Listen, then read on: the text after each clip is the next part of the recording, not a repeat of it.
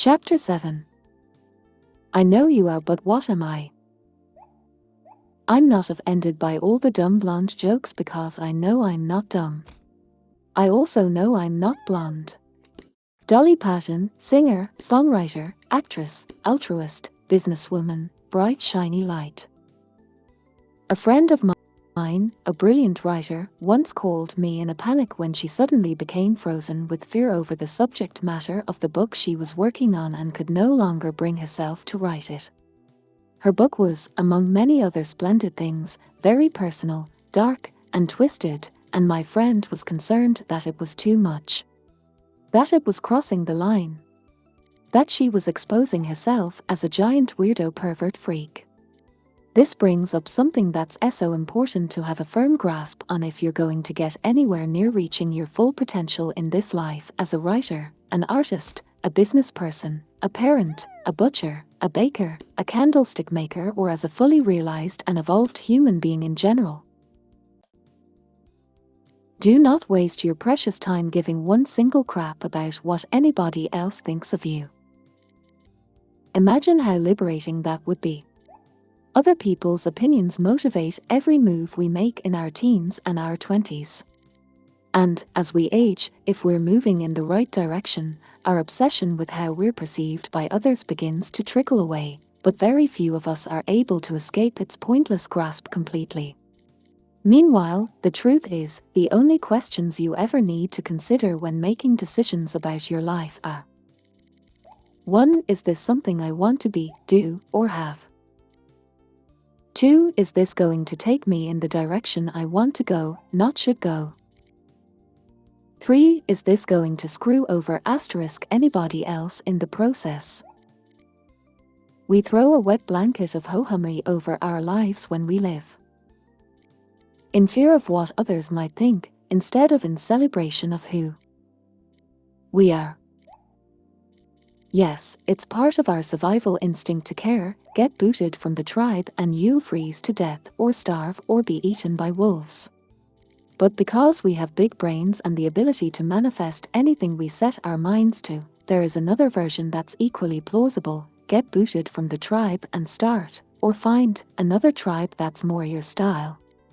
You could not only wind up doing what you love surrounded by people you adore who you actually relate to, but you might one day realize you can no longer remember the names of the people whose approval you so desperately thought you would die without.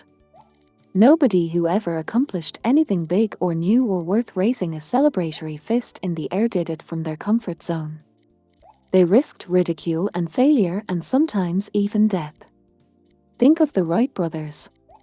Can you imagine how that whole thing went down? Margaret, did you hear about poor Susan? Ruth, Susan Wright. Helen, such a disgrace. Poor thing. Ruth, what happened? Margaret, well, her sons. Helen, as if she hasn't suffered enough. Birthing 2 boys as big as buffaloes, and now this. Margaret, seems her 2 sons. Helen, you gonna eat the rest of your tapioca pudding? Mind if I help myself? Ruth, tell me already, Margaret. Margaret, well, this is going to sound as crazy as it is, but they. Helen, and now her sons think they can fly. Such a shame. Margaret. Her sons think they can fly. Ruth, think they can fly. Margaret, yes, they think they can fly. They talk of nothing else. Helen, she just had the house painted, too. They'll probably have to move out of town now.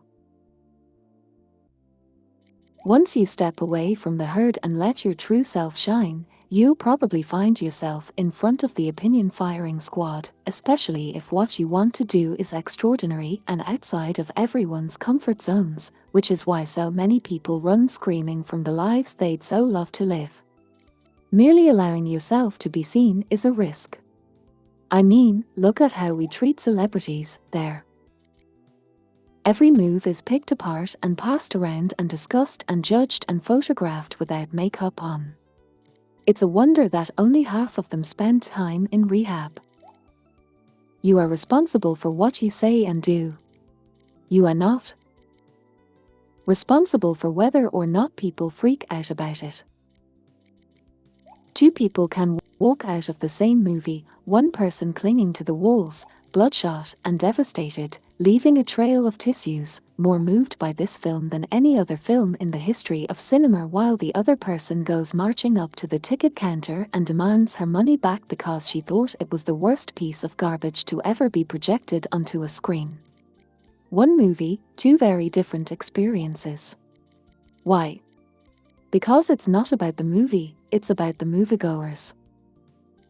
What other people think about you has nothing to do with you and everything to do with them. The trick is to not only deny the criticism any power over you, but, even more challenging, to not get caught up in the praise. There's nothing wrong with blushingly accepting a compliment, but if you find yourself always seeking outside approval that you're good enough or cool enough or talented enough or worthy enough, you're screwed. Because if you base your self-worth on what everyone else thinks of you, you hand all your power over to other people and become dependent on a source outside of yourself for validation. Then you wind up chasing after something you have no control over, and should that something suddenly place its focus somewhere else, or change its mind and decide you're no longer very interesting, you end up with a full-blown identity crisis. All that matters is what's true for you, and if you can stay connected to that without straying, you will be a mighty superhero. Everything else is just other people's perception of reality, and that is none of your business. So how can you truly not care what other people think and be your most powerful self? 1. Ask yourself why. Why are you about to say or do something? Is it to be liked? To put someone down because you feel insecure? To get someone back because they made a fat joke about your mother? Or is it coming from a place of strength and truth? Are you doing it because it'll be fun? Because you feel called to do it? Because it'll change someone else's life in a positive, martyr-free way? Pay attention to your motivations, be honest. Practice coming from a place of integrity and you will be victorious. 2. Always do your best. There's no faster way to fall prey to outside input than when you're feeling insecure. And there's no better way to feel insecure than knowing you half-assed something or don't really believe in what you're doing. No matter what it is, raising your prices or raising your children, if you do the absolute best you possibly can, and come from a place of integrity, then you can be proud of yourself and not give a damn what anyone else thinks. 3. Trust your intuition. Birds use their intuition to navigate their way to breeding grounds halfway around the world. Deer and rabbits and other prey-type beasts use their intuition to avoid running into predators. The average human, on the other hand, will take the advice of their drunk-before-noon neighbor across the street instead of doing what deep down we know is best. How many times have you thought in hindsight, I knew I should have listened to my gut? You have an incredible, inner guidance tool that you can use whenever you need it.